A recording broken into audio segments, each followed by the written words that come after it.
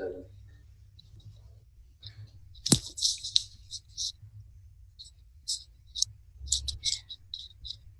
everyone, welcome once again di Wisdom Wednesday. Hi, please click love kalau kalian bisa dengerin suara kita dengan jelas.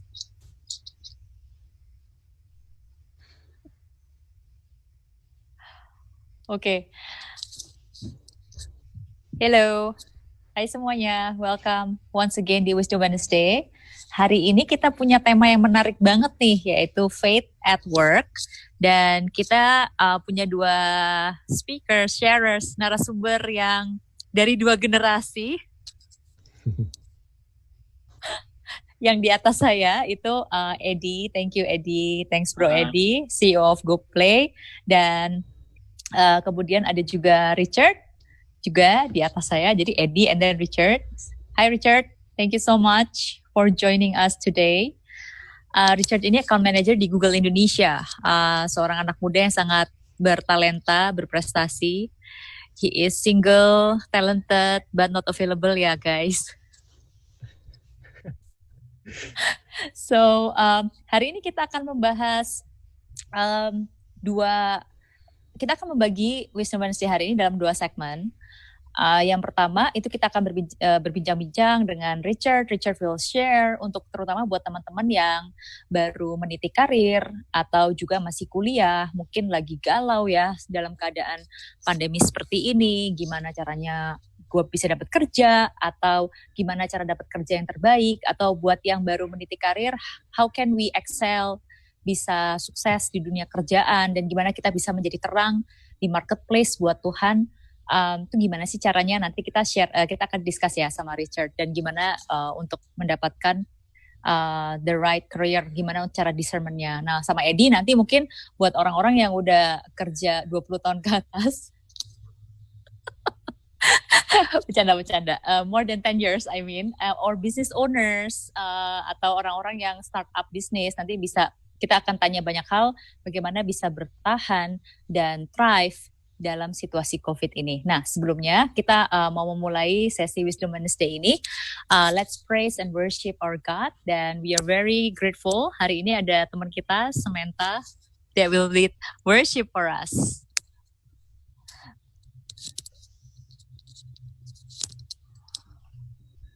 Hello everybody, welcome back to Wisdom Wednesday. Sebelum kita mulai semua yang akan dibahas oleh orang-orang yang luar biasa ini, mari kita tinggikan Tuhan kita yang sungguh luar biasa baik, and let's praise and worship Him. Di dalam nama Bapa dan Putra dan Roh Kudus, amin. Bapa di dalam surga, terima kasih Tuhan untuk waktu malam hari ini, di mana Engkau mengumpulkan kami Tuhan untuk mengikuti acara Wisdom Wednesday ini. Tuhan Yesus, yang benar-benar sudah kami alami sampai sekarang ini. Kiranya Tuhan, saat ini kami ingin menaikkan pujian hanya bagi untuk kemuliaan nama-Mu Tuhan. Kami percaya Engkau saat ini hadir di tengah-tengah kami. Mari teman-teman semua kita arahkan kepada Tuhan all of our attention. Dan mari kita bawa setiap rasa syukur kita kepada Tuhan. Katakan segala puji untuk Dia.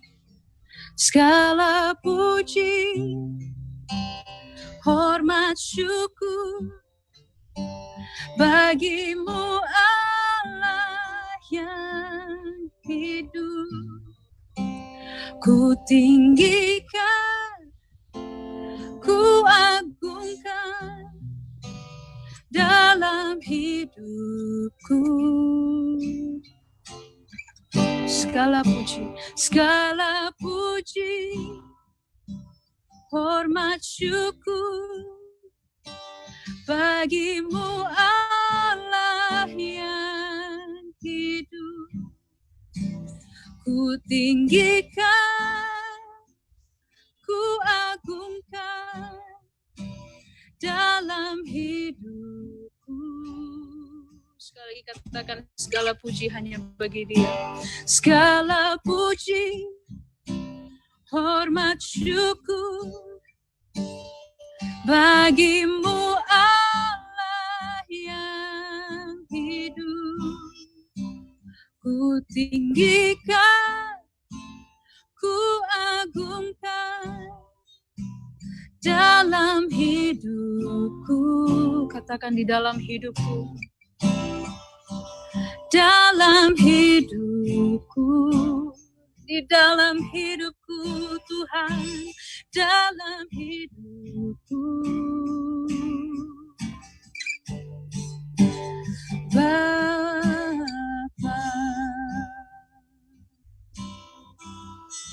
sembah kami hanya bagimu Tuhan, segalanya bagimu Tuhan. Tuhan Yesus, kami serahkan waktu kami 1 jam ke depan hanya untuk memuliakan nama-Mu Tuhan. Apapun perbincangan kami malam hari ini, kami percaya Engkau akan memberkati kami, Engkau akan menyegarkan hati dan pikiran kami Tuhan. Biarlah Engkau sendiri yang beracara dari awal hingga akhir, and let this be a blessing to others as well. So we give it all to you, Lord. Kemuliaan kepada Bapa, Putra, dan Roh Kudus, seperti pada permulaan, sekarang, selalu dan sepanjang segala abad. Amin. Dalam nama Bapa dan Putra dan Roh Kudus. Amin. Yeay. Silakan Yolanda. Thank you so much, Samantha, for the beautiful worship. Thank you. Nah, I'm sure you guys are ready untuk mendengarkan sharing dari teman-teman kita hari ini ya. Please click love and feel free untuk menanyakan pertanyaan kalian. Jika kita punya waktu yang cukup, kita akan membahas pertanyaan kalian. So for now kita akan ngomong-ngomong nih sama Richard dulu. Kita mau nanya santai ya, Richard. I mean, it's amazing. Maksudnya Richard masih muda, tapi udah karirnya luar biasa ya. You start your career dengan Gojek, and then sekarang di Google Indonesia. I'm very impressed with your achievements dan lain sebagainya. Nah, mungkin Richard bisa share nih ke teman-teman yang lagi mungkin kuliah, yang mau lulus, gimana sih caranya memilih pekerjaan yang terbaik, and how did you land such a great job? Thank you sebelumnya untuk Sis Yolanda dan segenap family LJF atas opportunity-nya. Jadi untuk awalnya aku tuh sebenarnya untuk lulus pertama aku juga jujur masih bingung dulunya. Tapi seiring berjalan waktu, it's more like a trial and error process sih. Tapi kalau aku boleh saran buat teman-teman, yang paling penting itu kita mengenal diri kita sendiri dulu. Sebelum kita apply kerjaan, kita nyari-nyari, kita harus tahu diri kita ini siapa dan apa yang kita suka. Jadi start from our curiosity gitu. Rasa keingintahuan kita itu sangat penting. Rasa keingintahuan kita tuh lebih penting lagi bahkan waktu kita habis lulus kuliah gitu. Karena di dunia yang kompleks ini dan semakin terus berubah-ubah, itu kita harus tahu siapa diri kita, lalu apa sih values atau visi dan misi yang kita mau canangkan dari identitas kita ini gitu. Kalau udah ketemu, baru kita lihat nih ada company apa atau ada lowongan apa yang mungkin cocok sama values dan visi misi tadi gitu. Kalau aku dulu, contohnya dulu aku tertarik sama bidang teknologi kebetulan, dan aku juga tertarik dengan bidang social impact. Makanya kebetulan salah satu perusahaan yang aku incer waktu itu si Gojek inilah gitu. Itu sih untuk kalau pertamanya gitu. Oke, menarik. Aku boleh nanya nggak gimana dulu Richard bisa tahu visi misinya, what you like? Do you have any tips untuk teman-teman kita yang mungkin sekarang masih kuliah, masih skripsi, and want to know more? Gimana caranya untuk tahu visi misi dan gimana sih cara menggali to know what you really like? Ya, mungkin ada dua nih jawabannya. Yang pertama dari sisi kepribadian kita. Jadi kita menggali-gali dulu. Kita nih personality-nya seperti apa. Contohnya kalau mau ke jalur scientific ada MBTI test misalnya, Myers-Briggs personality test gitu kan. Dan juga untuk kita cari tahu dengan cara networking. Networking itu nggak harus sama orang yang sudah kerja, bahkan kakak kelas kita yang waktu di kuliah atau SMA, sama alumni dari alma mater kita, Itu sisi yang paling kecilnya, atau sama even sama keluarga kita, om tante mungkin ada yang di bidang yang kita mau, kita bisa terus networking dan ngobrol. Kalian gimana sih memulai karir, bagi yang sudah memulai ya, itu yang pertama. Jadi personality test, networking, dan juga mengasah keingintahuan kita dengan membaca dari berbagai macam sumber, misalnya ada buku, ada podcast zaman sekarang, ada YouTube videos. Nah, yang keduanya itu pasti extension dari networking itu adalah gimana kita juga bisa mengasah iman kita, gimana kalau udah ketemu values-nya dan visi misinya kita mengimaninya juga gitu. Yang cara kedua ini mungkin bisa dari cara kita bergabung dalam sebuah komunitas dan tentunya membaca firman juga, biar values dan visi misi kita tuh align dengan apa yang sudah Tuhan canangkan gitu dalam setiap diri kita. Purpose kita tuh apa gitu. Nanti itu jadi ada visi, misi, dan purpose-nya dari Tuhan seperti apa.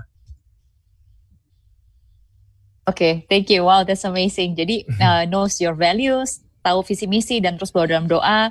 Kemudian sering baca firman juga to make sure bahwa kita tahu visi misi kita ini align dengan kehendak Tuhan ya. Dan tadi yang menarik yang aku tangkap juga adalah networking. Sering banget kita ini lupa bahwa everything in this world is about relationship, right? I mean, building relationship is the key to many success, baik dalam kerjaan, career, social skills, kemudian juga dalam community, right? In community, di LOJ juga sendiri everything is all about relationship. So, Richard, aku pengen nanya nih, sekarang ini kan lagi ada masa pandemi COVID-19, dan banyak teman-teman yang baru lulus ini udah nggak bisa graduation ceremony, terus sekarang juga banyak company yang hold hiring, yang mereka mungkin nggak buka lapangan pekerjaan sebanyak dulu. Nah, pastinya they are worried, mereka khawatir, mereka takut. Bagaimana nih? Bukan hanya anak-anak yang baru lulus, cuman mungkin juga yang masih semester, let's say semester 5, udah deg-degan nih dengan masa depannya. Kemudian juga mungkin yang lagi berpikir untuk berpindah kerja, maybe they are afraid of the future. Do you have any sharing atau mungkin tips dari pengalaman pribadimu yang bisa di-share ke mereka? Boleh. Pertanyaannya bagus sekali, Sis Yolanda. By the way, untuk teman-teman yang baru lulus, mungkin yang tune in ke live stream ini, selamat kelulusan. Mungkin kalau aku boleh share dari dulu waktu aku baru lulus juga, aku mencari-cari tahu strengths aku dulu sih yang pertama. Dan mungkin kita juga bisa saatnya di zaman yang selalu berubah ini, kita bisa upskilling ourselves gitu. Jadi gimana kita bisa kalau kita tidak, misalnya kita ingin apply ke suatu pekerjaan yang memerlukan skill digital marketing, tapi kita tidak terlalu familiar dengan itu, kita bisa ambil kelas online gitu kan. Dan selain itu, kita juga bisa reach out ke mereka yang sudah di bidangnya gitu. Misalnya ada kakak kelas kita, atau family members, atau even orang yang sudah terkenal di bidangnya. Dengan kita menjelaskan maksud kita apa gitu. Misalnya, mungkin aku masih di bangku kuliah, tapi aku tertarik banget sama bidang ini. Boleh nggak aku nanya-nanya gitu. Mungkin kalau dari 10 surat email atau 10 koneksi yang kita jawab, mungkin 1 atau 2 doang yang balas gitu.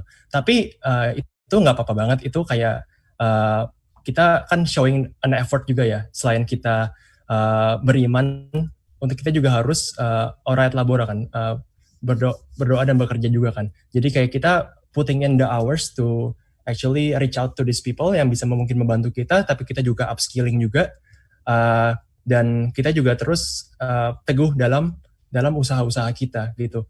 Jadi contohnya aja, sebenarnya waktu aku dapat pekerjaan aku di Gojek itu, aku nggak apply lewat job board sebenarnya. Sebenarnya kebetulan aku punya hobi nulis, jadi aku nulis sebuah artikel di sebuah situs medium.com namanya.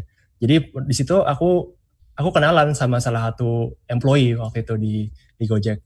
Karena aku tertarik sama apa yang dia tulis, dan aku juga nulis, jadi aku bilang ke orang itu, ini menarik sekali artikelnya. Boleh nggak aku minta emailnya untuk aku tanya-tanya tentang bidang X di Gojek. Kebetulan aku juga nulis loh, ini artikel aku gitu. Jadi gimana kita bisa menemukan commonalities, jadi apa yang sesuatu yang kita bisa kesamaan dan kita juga bisa kasih value add gitu sih. Jadi kita itu caranya. Jadi kayak mungkin selain kita apply kerjaan, kita juga bisa networking dengan cara itu. Kayak networking is about adding value gitu. How can we give more than we get gitu sih. Dan tentunya siapa yang tidak mau diberi value gitu kan. Jadi gitu sih.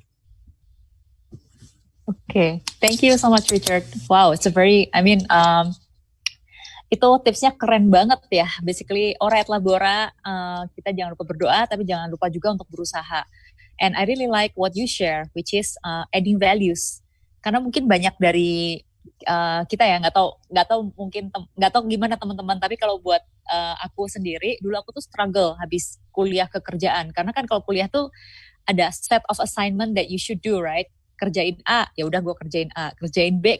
Tapi begitu di kerjaan tuh sometimes kita masih punya mindset yang kayak kuliah kerjain apa yang disuruh gitu. Tapi I think the key dalam membangun karir itu seperti yang you share ya, which is adding value. Demikian juga untuk mencari pekerjaan. Kalau kita bisa add value, networking, proaktif, nanya-nanya, itu pasti orang-orang akan lebih tertarik untuk hire kita.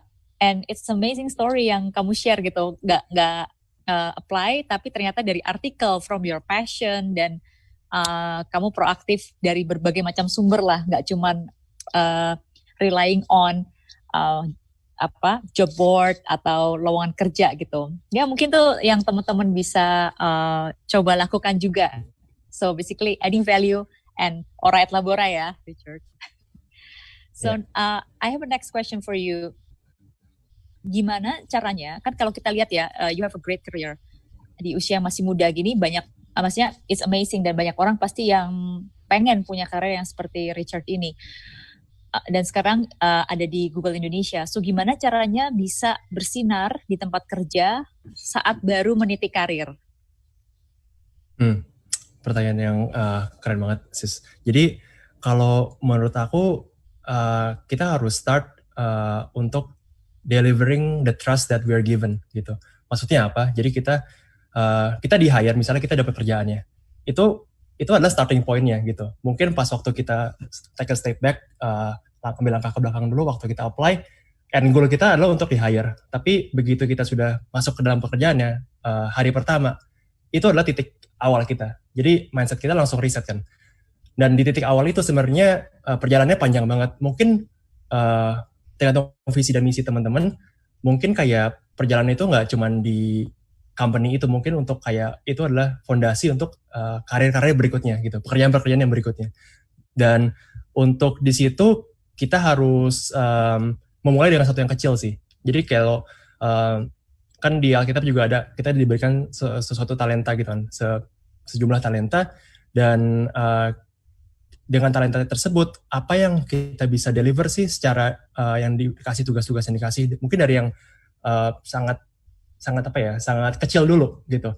Baru dari sana kita build sebuah kepercayaan. Kita membangun sebuah kepercayaan dengan manajer kita, dengan tim kita, atau dengan tim lain pun yang tidak ada relasinya sama kita gitu.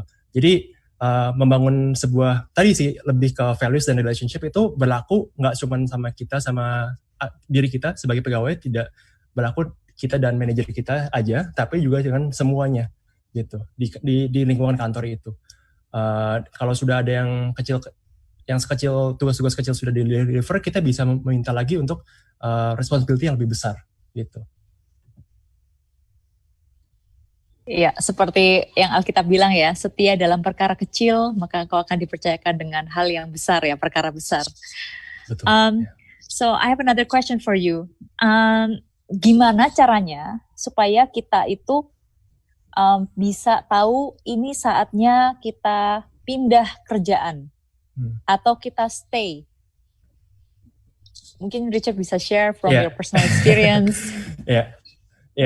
Jujur aja ini aku juga baru mengalami ini sebenarnya tahun lalu. Jadi kayak sekitar bulan pertengahan tahun lalu, bulan Juli ke bulan September.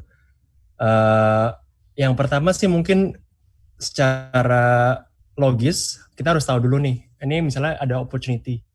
Kalau aku sih mindsetnya kita harus selalu open sama opportunity gitu, karena bisa aja opportunity nggak datang 2 kali gitu. Dan kita harus identify dulu di opportunity itu ada yang namanya faktor yang push yang membuat kita untuk ngejar, ada juga ada faktor yang push yang membuat kita ingin hengkang dari yang sekarang, ada juga yang pull kan, apa yang menarik kita gitu. Jadi kita harus identify dulu lebih banyak yang push atau yang pull nih gitu. Apakah kita ingin pindah gara-gara kita menghadapi kesulitan, atau emang ini beneran ada opportunity yang mungkin akan memberi kita ruang lebih besar untuk bergerak, untuk berkembang gitu. Jadi kita harus identify dulu. Tapi dalam situ pasti banyak pergumulan gitu. Jadi kalau aku beneran gimana ya? Aku tetap jalanin waktu interview ke Google ini, tapi aku juga terlalu bawa dalam doa sih. Sebenarnya aku dulu mikirnya buat aku nggak penting resultnya bagaimana, apakah aku akhirnya diterima atau enggak. Tapi yang penting aku jalanin dulu, dan aku minta Tuhan untuk berikan aku Roh Kudus, kayak berikan roh kedamaian. Kalau misalnya ini jalannya, ya mohon diberi jalan dan diberi kedamaian dalam melangsungkan proses-prosesnya itu, dan segala macam prosesnya dari awal sampai akhirnya. Tapi balik lagi ke tujuan awal kita sih, yang tadi aku bilang tentang values, visi, dan misi. Apakah di tempat baru ini kita akan lebih bisa mengembangkan 3 hal tersebut dengan lebih besar lagi gitu.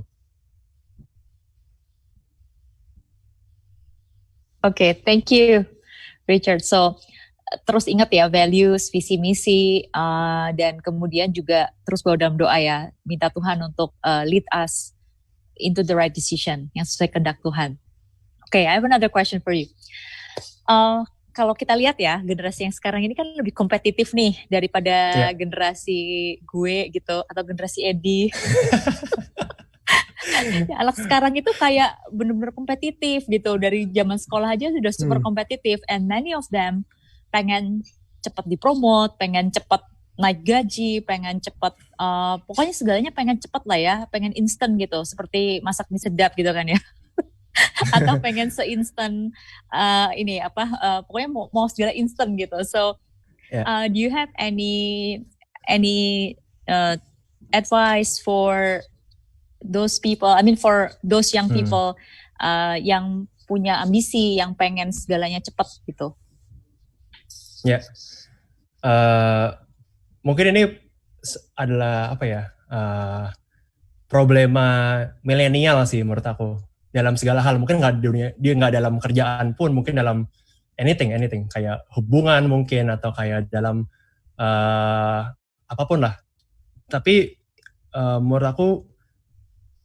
buat aku sih proses itu nggak bisa bohong. Jadi kayak always trust in the process and put in the hours. Jadi kita harus melakukan kerja kerasnya, tapi juga nggak usah terburu-buru gitu. Emang susah banget untuk tidak usah terburu-buru. Tapi always trust the process and always trust that God has a plan gitu. And everything will be beautiful di waktunya Dia yang sudah ditentukan gitu. Jadi pasti Tuhan itu kasih baik banget, kayak pasti kasih rahmat itu mungkin nggak jeder tiba-tiba jadi CEO gitu kan. Kayak pasti ada prosesnya dulu kan. Kayak mungkin kita gagal dulu, mungkin kita terbentur dulu. Jadi harus ada humility juga gitu. Harus ada rasa kerendah hatian dalam menjalani proses gitu. Mungkin kita, kalau aku boleh share dikit, sebagai waktu dulu lulus kuliah, aku merasa egoku tuh tinggi gitu. Oh, aku lulus kuliah, sekarang aku bisa kerja ngapain aja gitu. Tapi realitinya nggak seperti itu gitu. Jadi untuk teman-teman yang mungkin di posisi itu, atau yang kayak punya perasaan seperti itu, kayak pasti always check in with our ego dulu gitu. and have the humility, kerendahan hati untuk admit bahwa mungkin we're not perfect, and always trust in the process, and always libatkan campur tangan Tuhan dan dalam keseharian kita gitu. Karena kalau kita mengikuti semuanya perintahnya dan kayak kita mengimani aksi kita dalam pekerjaan itu bakal dibukakan jalannya gitu. And don't be afraid to ask for your favor gitu. And detail kalau bisa. Wah, love banget nih jawabannya. Waktu Tuhan, kita harus trust in His time, waktu Tuhan, dan juga setia di proses. Karena nggak semua, maksudnya segala sesuatu tuh butuh proses, dan segala sesuatu akan perfect in God's time ya. Yeah. Ini ada yang kasih saran, ada yang kasih salam nih buat Koko Richard idolaku katanya dari Jun. Oh, halo Bro Jun. Yeah. So thank you Richard for your sharing. Nanti kalau teman-teman ada pertanyaan buat Bro Richard, silakan ditulis di kolom komen. Kita akan jawab di akhir sesi kalau ada waktu. Thank you Richard. Nah sekarang kita akan ngobrol-ngobrol sama Bro Eddie.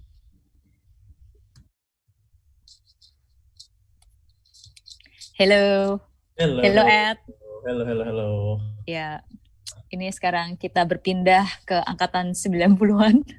Bukannya kita semua masih satu generasi ya? Oh gitu ya, kita millennials, cuman satunya yang di ujung, kita yang di awal ya, Alpha Omega nih.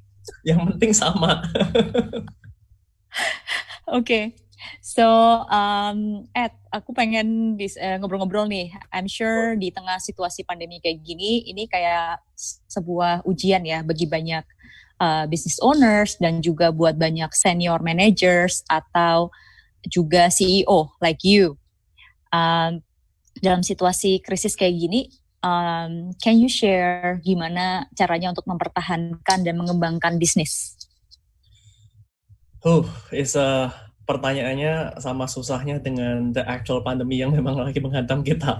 Jadi memang sebetulnya memang kondisi seperti ini nggak bisa dimungkiri, memang unprecedented ya, dan memang it's tough. It's really tough buat semua bisnis, semua verticals, dan including apapun yang kita jalanin di Gojek pun juga kita juga mengalami merasakan kesusahan ini gitu loh. Dan sebetulnya sejak awal waktu terjadi pandemik ini memang kita mulai ada beberapa bisnis ya, misalnya waktu di loket gitu, itu kena impact cukup signifikan karena the very definition of the live event yang kita ngomongin offline event yang ketemu itu kan sudah nggak boleh ya, artinya itu PSBB juga melanggar dan itu akan membantu penyebaran virus juga. Di video production pun juga sama, physical production juga nggak boleh jalanin, dan tentu saja daya beli masyarakat juga mulai turun. Jadi memang sebetulnya memang it's really tough for everyone. Tapi di situ aku selalu diingetin kalau meskipun situasi bisa berubah, Tuhan kita nggak pernah berubah, dan ini yang sebetulnya sangat menguatkan. Waktu awal-awal pandemik ini memang meskipun di offline event ini mungkin banyak terjadi halangan, mungkin nggak boleh, banyak event-event di cancel, tapi yang terjadi adalah yang kita lihat ada terjadi suatu miracle. Miracle ini adalah para event organizer ini tiba-tiba mulai shifting untuk mulai memikirkan bagaimana untuk membuat event online. Dan event online ini pun juga sebetulnya sesuatu yang nggak gampang, karena selama ini pun kalau kita pakai WhatsApp aja ya, kita mau calling satu sama lain terus kita nyanyi aja pasti ada yang namanya latensi gitu loh. Dan ini kita sempat panik juga ya, artinya kita sempat berdoa tuh, Tuhan kalau misalnya kita nggak bisa maintain dan kita nggak bisa mendapatkan revenue dan semua event di cancel, bagaimana dengan bisnis kita gitu, bagaimana dengan orang-orang yang kerja buat kita gitu. Dan memang harus diakui memang ini memang cobaan gitu. Waktu kita berdoa, Tuhan ngingetin kita, ini waktu aku ngomong kita, ini sebetulnya termasuk my senior leadership ya, karena kita kita nggak pertama kali being a startup atau being a founder of a startup, being entrepreneur, itu semua pasti pernah ngalamin kalau kehidupan sebagai entrepreneur itu nggak gampang gitu, banyak banget cobaan. Dan memang ini bisa dikatakan salah satu yang paling berat. Nah, waktu kita ngelihat tentang online event ini, tim kita berusaha buat mencari solusi dan gimana caranya kita bisa membantu. Nah, inti kita cuma simpel sih, gimana caranya kita bisa membantu para pemain konser, para performer ini, karena mereka juga nggak dapat duit. Kalau kita nggak bisa do something about it, maka kalau kita nggak bisa cepat, nggak bisa resilient about it, maka mereka juga nggak bisa dapat duit gitu loh. Nah, di situ atas dasar itu kita stay true to our calling, gimana cara kita bisa make impact, gimana caranya kita bisa membantu para artis ini supaya bisa terus kita mendapatkan uang. Akhirnya through inovasi-inovasi ini kita bisa membuat online konser ini. Dan hasilnya itu benar-benar luar biasa banget gitu. Sampai kalau kita ngelihat itu selama bulan Ramadan atau bulan puasa, biasanya bulan puasa itu di history Loket itu kita selalu yang paling, bisa dikatakan yang paling rendah secara revenue setiap kali bulan Ramadan. Tapi di bulan Ramadan 2020 kita mencatatkan record sales yang paling tinggi sejak Loket berdiri malahan. Dan itu kalau bukan Tuhan siapa gitu loh. Tapi balik lagi, yang aku mau cerita bukan hasilnya, tapi proses how to get there-nya sebetulnya. Kita bisa aja easily blaming the situation, kita bisa aja give up sebetulnya. Tapi ada satu hal, waktu pertama kali aku waktu dulu bikin Loket, kita tahu kalau ini adalah sebuah panggilan, karena kita udah berdoa, kita udah discernment, kita udah tahu kalau memang seperti tadi Bro Richard sempat mention ya, itu benar banget. Kita semua itu dikasih talenta sama Tuhan, itu bukan cuma sekedar buat iseng-iseng doang. Aku punya talenta better than yours. Itu enggak. Kita semua dikasih talenta dengan Tuhan itu very spesifik loh. Karena Tuhan itu, kita semua di call to be kita semua sebagai pengikut Tuhan, kita tuh dipanggil untuk menjadi holy. Tapi kita semua mempunyai misi yang uniquely cuma kita bisa lakuin. Only uniquely us yang bisa lakuin. Dan dengan talenta-talenta yang kita dikasih sama Tuhan itu, Tuhan ingin kita melakukan sesuatu great in His name.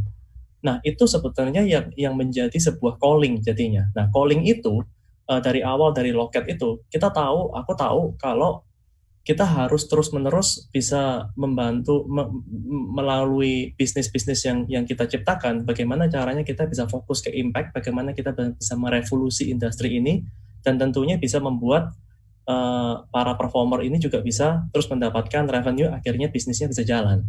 Sama juga dengan di bisnis film. Waktu kita ngelihat visual production nggak bisa sama sekali, kita juga ngelihat gimana caranya kita bisa menggunakan kesempatan-kesempatan ini untuk mendevelop storytelling yang lebih bagus, supaya nanti setelah pandemi ini berakhir, kita juga bisa mengangkat level cerita film Indonesia juga gitu, bagaimana storytelling dan sebagainya macamnya. Dan ini cukup menarik sebetulnya, karena selama perjalanan entrepreneurship ini, aku nggak pernah sekalipun berasa kalau mengalami masa-masa sampai cobaan yang seberat ini. Salah satunya adalah waktu di GoPlay itu kemarin, kita sebenarnya sempat berusaha untuk fundraising. Nah, fundraising di proses pandemik ini juga extremely difficult, very very extremely difficult, dan semua orang tahu gitu. Dan mungkin kalau yang di LC Casablanca udah tahu ya, kalau memang secara proses itu memang berat banget dan lama banget, dan memang banyak banget miracle Tuhan di sini yang terjadi. Tapi itu di situ aku tuh belajar bagaimana caranya untuk bisa berserah, bagaimana caranya untuk bisa menyerahkan diri di saat-saat seperti ini. Kita diuji, iman kita diuji untuk lebih berserah, dan bagaimana cara kita stay true to our calling, untuk terus bagaimana kita membuat impact and glorify His name through our job. Dan memang puji Tuhan banget kita berhasil untuk raising funding di kala pandemi ini, dan justru kesempatan ini yang membuat kita jadi semakin menguatkan para teman-teman yang kerja di tempat kita juga, kalau kita dipercaya sama Tuhan untuk terus-menerus berkarya dan terus glorify His name through our work. Jadi memang nggak gampang, tapi sebetulnya selama kita bisa stay true to our calling sih, itu sesuatu yang kita harus ingat kalau Tuhan kita yang memberikan kita, membantu kita selama ini adalah Tuhan yang sama, yang pasti akan membantu kita untuk melewati masa-masa pandemi ini. Wow, keren banget. So inspiring, Brother Eddie. Thank you. So, thanks for sharing. Basically, aku yang suka banget nih, dan tadi juga banyak yang komen bahwa, as you said, masalah boleh banyak datang, situasi bisa berubah-ubah, tapi Tuhan kita tidak pernah berubah. Tuhan itu setia. And thank you Ed for sharing bahwa ternyata dari keadaan seperti ini akhirnya bisa ada ide-ide kreativitas baru ya. As Brother Bo Sanchez pernah share, kadang-kadang problems happen to open doors to new blessings, to new ways gimana Tuhan mau bekerja dalam hidup kita. And also selalu untuk bikin impact ya dimanapun kita berada, selalu setia no matter how hard our life. Thank you Ed for sharing that. Nah, aku pengen nanya nih, do you have any advice untuk orang-orang yang para pebisnis terutama, dan juga para pekerja yang sekarang ini sedang menghadapi situasi yang nggak menentu? I mean, kalau ditanya banyak orang nanya kan, kapan sih pandemi ini akan berakhir? Nggak ada yang bisa jawab, dan akhirnya itu membuat orang deg-degan kan. Aduh, gimana ya quarter depan? Gimana semester depan?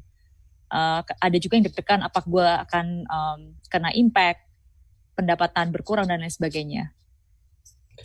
Justru sebetulnya ini saat-saat di mana kita justru harus bisa menunjukkan bagaimana kita sebagai pengikut anak-anak Tuhan itu bertindak ya sebetulnya ya.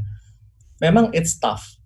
Mungkin kalau kalian ada beberapa yang sempat ngikutin berita, kemarin justru kita di Gojek Group sempat harus membuat decision yang susah. Kita harus let go 430 orang, which is sekitar 9% of our workforce ya. Dan benar-benar it was really probably mungkin salah satu the toughest day of my life lah selama di karir ya. Dan waktu kita let go ini, itu juga nggak gampang. Keputusan untuk nyampe ke sana itu nggak gampang memang. Jadi sometimes kita harus membuat keputusan-keputusan susah itu. Tapi kita ngelihatnya begini, kita punya mimpi bagus. Tuhan udah ngasih kita talenta-talenta ini. Tuhan udah ngasih kita berkat. Tuhan udah ngasih kita blessing. Kita udah tiba sampai hari ini. Kalau kita nggak do something about it, yang sampai pada akhirnya kita harus mati di tengah jalan, maka impact-nya kalau misalnya Gojek tutup misalnya, itu akan membuat impact yang lebih besar lagi terhadap ekonomi sebetulnya. Dan dari situ kita terpaksa untuk membuat keputusan-keputusan yang menurut kita yang untuk bagaimana caranya kita bisa menghadapi pandemi ini untuk lebih bagus dengan kita mendouble down ke effort-effort yang kita tahu pasti akan bisa make a bigger impact, dan mungkin effort-effort yang setelah pandemi ini mungkin the new normal nggak akan balik seperti dulu, ya kita terpaksa untuk mengeliminate itu, divisi-divisi itu. Seperti misalnya dengan berat hati kita harus mengeliminate go live. Itu susah banget karena banyak orang yang ada di sana juga, banyak teman-teman, banyak orang yang mungkin personally aku juga hire waktu itu, juga Go Food Festival, sama juga gitu, food court business. It may never be the same setelah COVID. Dan decision ini memang kita buat, it's tough, tapi kita nggak cuma sampai di situ juga. Di situ kita malah memikirkan, sebelum kita even make to that point, kita memikirkan bagaimana orang-orang ini, apakah mereka bisa dapat pekerjaan apa enggak, bisa nggak kita panjangin, nggak cuman mungkin mendapatkan kompensasi seperti normal, tapi bagaimana kita bisa memberikan lebih daripada normal malah kalau bisa. Bagaimana caranya kita memberikan waktu kita untuk mementorin mereka, bagaimana mereka bisa ngajarin mereka, mengencourage mereka untuk menjadi seorang, nggak tahu, mungkin kerja tempat lain atau mungkin menjadi seorang entrepreneur gitu.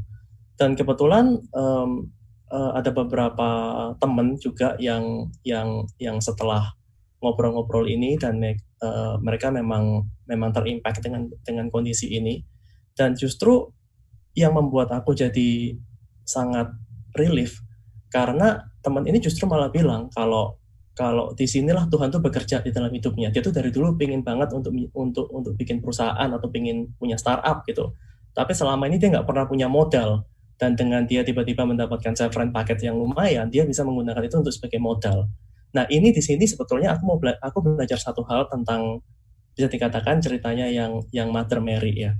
Mother Mary itu kan dia bisa waktu didatengin oleh malaikat Gabriel kan dia dibilangin kalau kamu bakalan hamil ya gitu. Hamil ini dari Roh Kudus. Tapi kan secara pikiran manusia kan, loh, aku nggak punya suami, aku nggak punya nggak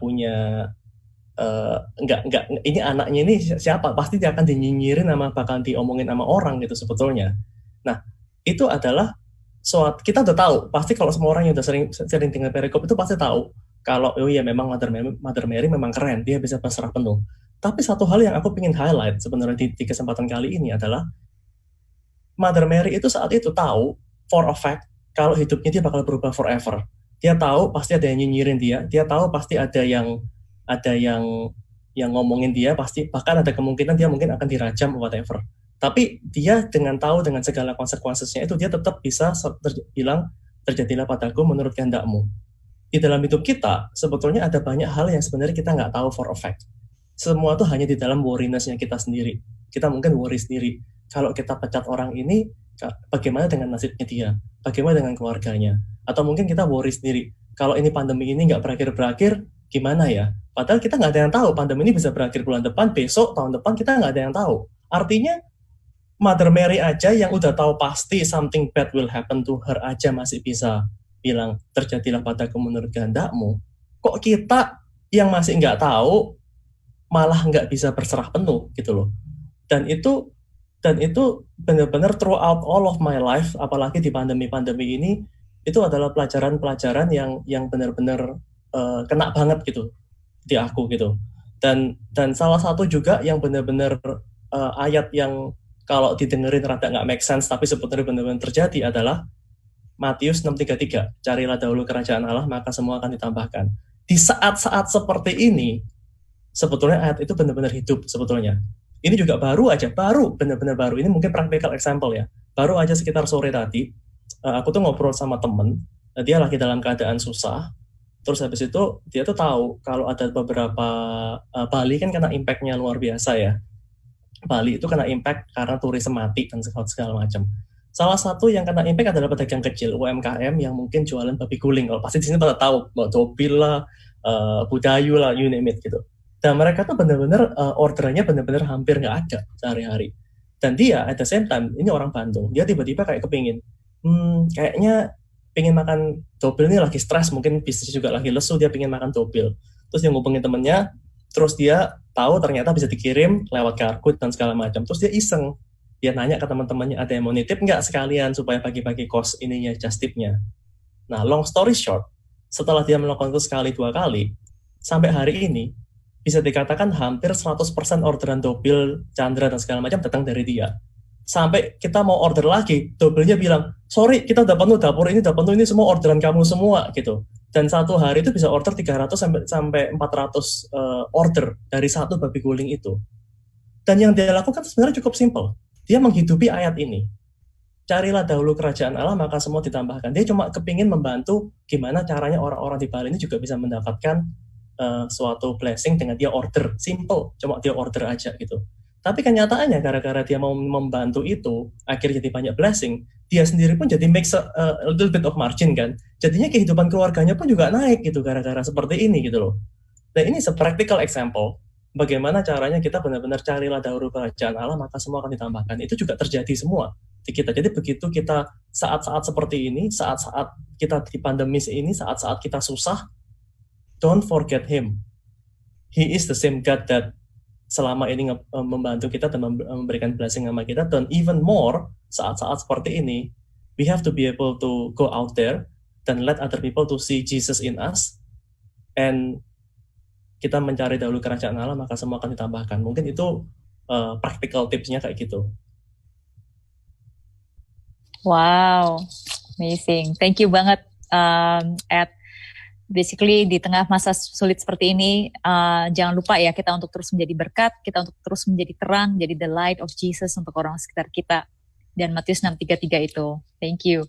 Nah, aku mau nanya nih, di tengah, kan lu sibuk banget ya, terus you have to terus positif buat menyemangati tim dan anak buah di masa seperti ini, and kamu juga punya anak, you have a family untuk nurture, tapi di saat yang bersamaan you still have time to serve the Lord. Eddie ini LG leader di salah satu light group kita, yaitu di Casablanca Couple. Light group itu adalah komselnya Light of Jesus Family. Kenapa Ed, kok bisa gitu loh, di tengah kesibukanmu kamu tetap bisa untuk melayani Tuhan? Sebetulnya kebalik sih Yul, karena kalau misalnya aku nggak ada komunitas ini, mungkin juga nggak ada pekerjaan yang aku hadapin sekarang sebetulnya. Justru karena kalau nggak ada teman-teman yang mendoakan selalu, nggak ada teman-teman yang selalu menguatkan setiap minggu tanpa skip, selalu mendoakan, aku mungkin udah give up a long time ago. That's true. Jadi perjalanan, yang contoh simple aja deh, fundraising proses yang tadi yang aku sempat cerita di masa pandemi ini. Biasanya kalau mungkin orang, dan ini prosesnya udah mulai dari mungkin sekitar bulan Oktober. Kalau orang normal proses itu mungkin ya paling 3 bulan beres gitu. Tapi karena pandemi ini, almost every day itu selalu ada chance untuk fundraising ini gagal. Selalu ada macam-macam gitu loh. Dan itu dari yang aku tadinya tenang aja gitu. Aku tuh orangnya positif, dan aku tahu aku punya iman. Dari orang yang berapi-api, on fire dengan full of Holy Spirit, lama-lama juga capek juga gitu. Nggak ada orang yang ya we're not God gitu. Nggak ada orang yang benar-benar akan selalu di dalam posisi imannya selangit gitu. Pasti akan ada saat di mana kita up and down. Dan disitulah sebetulnya peran sebuah komunitas itu yang unreplaceable. Itu benar-benar gimana Tuhan bekerja melalui komunitas LG Casablanca itu di hidup aku sangat luar biasa sekali. Jadi kebalik sebetulnya, bukan gimana caranya aku meluangkan waktu untuk LG sebetulnya, tapi justru dengan LG itu aku mendapatkan banyak blessing, yang mendapatkan banyak wisdom, yang diingetin selalu untuk menjadi seorang yang diingetin akan humility juga, diingetin kalau sebenarnya semua yang aku dapatkan semua ini juga it's not about me, it's about God. Dan diingetin juga kalau saat aku nggak mampu, kalau Tuhan akan memampukan. Diingetin juga kalau bagaimana caranya kita bisa membuat the right decision supaya orang-orang di pekerjaan juga bisa melihat Yesus di dalam diri kita. Dan ingetin hal-hal kecil-kecil seperti itu yang sebetulnya yang make a big difference in my life sih. Yo. Thank you for sharing, Ed. So, such a beautiful sharing. Jadi, benar sih yang lu bilang bahwa dalam hidup kita nggak selamanya iman kita itu selalu di atas ya, selalu kuat. Ada banyak hal di mana kita merasa lemah, and that's why light group is so important. Karena di situ, di saat kita udah mau jatuh, ada sekelompok orang di sekeliling kita yang menopang, mendoakan. And thank you so much for your sharing, and thank you for pelayanan lu di LG Casablanca. Mana nih membernya LG Casablanca? Show your love untuk LG leadermu nih. So, kita undang kembali ya Bro Richard di sini. Kita mau ngomong-ngomong barengan nih sama Richard, sama Eddie juga. Eddie dan Richard ini sama-sama sibuk, tapi aku benar-benar salut sama mereka. Mereka berprestasi, tapi mereka juga terus meluangkan waktu juga untuk to pray, to read the Bible, and to join light group. Ya, Richard di LG Tamres 4. Mana nih? LG Tamres 4 mana? Yeah. Show some love buat teman LG-nya, buat Bro Richard. Wah, itu banyak tuh salam-salam dari teman-teman buat Eddie dan Richard. So, teman-teman kalau ada pertanyaan buat mereka berdua, feel free untuk bertanya sekarang. Kita akan jawab. Kita masih punya waktu sekitar 8 minutes to go. Kalau ada pertanyaan, boleh ditanyain sekarang. Mungkin sambil kita nunggu pertanyaan ya, I wanna ask Richard gitu. I mean, in the midst of your busy schedule, di tengah-tengah itu semua, kenapa Richard selalu meluangkan waktu untuk Light Group?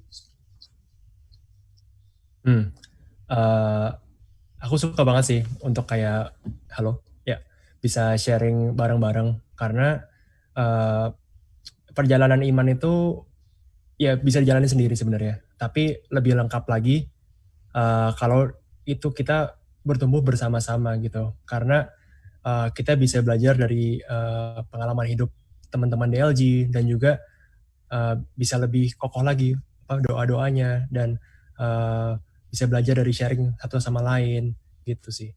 Dan setiap minggu pasti ada topik-topik yang sangat relevan dengan segala fase dari hidup kita gitu loh. Thank you, Richard. Ini belum ada pertanyaan yang masuk, tapi kita udah tinggal 5 menit lagi. Mungkin aku mau pengen nanya nih sama Richard, do you have any advice or something that you want to share untuk teman-teman yang hari ini ngeliatin live kita? Ya, mungkin sarannya atau advice-nya tetap semangat dan selalu berdoa bahwa Tuhan dalam segala aktivitas kita sehari-hari, dan untuk kayak mempunyai, mungkin untuk kayak people or like me yang misalnya masih meniti karirnya masih baru, it's sebenarnya kan banyak sekali disebut kayak you have to have leadership skills gitu kan. And mungkin yang selama ini aku pelajarin setelah 3 tahun bekerja ini, aku belajar bahwa untuk mempunyai leadership skills, kita tuh ternyata nggak usah jadi bos dulu loh. Kayak nggak usah punya title CEO atau nggak usah punya title yang fluffy. Jadi semua orang bisa punya leadership skills dan bisa dimulai dari sekarang gitu. Jadi mulailah dengan apa yang kita punya dan imani itu sih gitu. Oke, thank you so much, Richard. Ini ada yang titip salam buat lu, katanya Richard for President dari Siska. Terus ada yang nanya nih, Richard udah punya pacar belum? Ya udah, itu nanti kita jawab setelah sesi ini aja ya. Oke, now for Eddie. Eddie, ada advice nggak atau mungkin sharing untuk teman-teman yang lagi nonton live IG hari ini? Basically sih, yang pertama, apapun kalau kalian sempat mendengarkan LG ini juga kita harus yakin kalau nggak ada sesuatu yang kebetulan gitu. Pasti Tuhan ada di sini. Ini juga jalan-jalan Tuhan juga gitu. Kalau aku boleh dapat kesempatan buat mendengarkan Bro Richard juga, dan juga bisa kesempatan buat sharing juga saat ini gitu. Tapi I want all of you to know gitu. Maksudnya di saat-saat seperti ini sebetulnya you're not alone sebetulnya. Semua juga mungkin mengalami kesusahan yang sama, atau bahkan mungkin ada yang lebih parah daripada kalian sebetulnya. Tapi justru ini saat-saat yang kita nggak boleh give up. Justru ini saat-saat yang justru kita harus bisa even surrender more ke Tuhan. Justru kita harus bisa even stronger work together dengan komunitas-komunitas kita di LOJF ini. Dan memang selama ini juga ini yang aku tadi bilang itu juga, kalau ini adalah Tuhan itu nggak pernah fail us. Dari dulu, look back, stop for a moment, look back dari pertama kali sejak kamu lahir, atau mungkin sejak kamu kenal Tuhan pertama kali, dan sampai sekarang gitu. Ask yourself, pernah nggak Tuhan fail ke kita gitu? Have He failed you? Dan Tuhan yang sama yang nggak pernah fail ke kita, what makes you think that He will fail us this time? He will never fail us sebetulnya. Jadi justru di saat-saat seperti ini sebagai pengikut Tuhan, kita justru harus menunjukkan kepada sekitar kita semua, justru kita harus be the light. Kita harus justru menunjukkan iman kita. Dan aku yakin kok kalau Tuhan itu punya rencana yang very unique for each of us. Dan no matter how hard the situation is, He will make a way. Jadi don't give up, He'll open up the way for you. Itu aja sih. Amen. Thank you so much, Eddie. So, brothers and sisters, thank you so much for joining Wisdom Wednesday hari ini, and thank you so much buat Eddie dan Richard yang mau sharing tentang kehidupan mereka, tentang bagaimana Tuhan bekerja. Thank you so much. It's so insightful and so inspiring. So, kalau aku boleh summarize, basically, terus setia pada Tuhan, ketahui apa your mission, your values, your purpose yang sesuai dengan kehendak Tuhan, dan terus jadi impact, menjadi terang. Walaupun kita sekarang lagi masa susah, tapi kita tetap mau memberkati orang-orang lain, dan kita mau memberikan value added, punya spirit of excellence, seperti Daniel dalam Alkitab ya, yang selalu memberikan value added, dan berserah penuh di saat susah seperti ini, karena God will never fail us. Kita mau belajar dari Bunda Maria yang tahu bahwa Tuhan itu begitu baik, and total surrender pada kehendaknya yang sempurna. Amin. So let's close today with a prayer. Dalam nama Bapa dan Putra dan Roh Kudus. Amin. Bapa di surga, kami sungguh bersyukur Tuhan atas penyertaan-Mu yang sungguh sempurna dalam hidup kami. Saat ini mungkin masa yang sulit untuk banyak dari kami, baik yang baru meniti karir, mencari pekerjaan, ataupun kami business owners Tuhan atau senior managers. Berikan kami hikmat-Mu Tuhan, dan biarlah kami bisa terus berserah di masa sulit seperti ini, karena kami tahu Engkau adalah Allah yang setia, yang you will never fail us, Lord. Dan Tuhan, biarlah kami di tengah masa yang sulit ini bisa terus menjadi berkat, menjadi terang bagi sesama kami. Thank you, Lord, dan biarlah kami selalu rindu untuk mencari kerajaan-Mu dan kebenarannya, karena kami percaya bahwa segalanya akan ditambahkan jika kami mencari kerajaan-Mu dan kebenarannya. Terima kasih Tuhan Yesus, Bunda Maria, doakanlah kami selalu. Amin. Dalam nama Bapa dan Putra dan Roh Kudus. Amin. Thank you, everyone. See you next Wednesday, di Wisdom Wednesday. And once again, thank you so much buat Richard and Eddie. Thank you. Thank you. See you. Bye. See you.